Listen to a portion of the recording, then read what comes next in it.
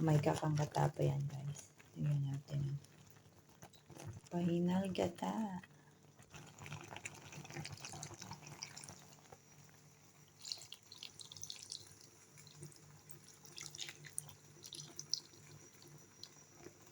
So, yummy. Yan na, guys.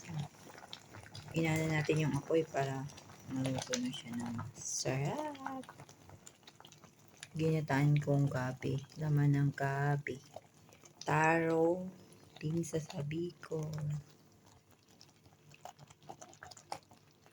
Merienda natin, guys. Yan.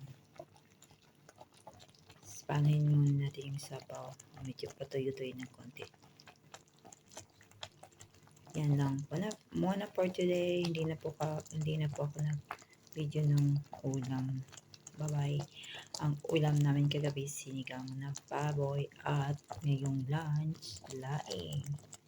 Have a blessed day everyone.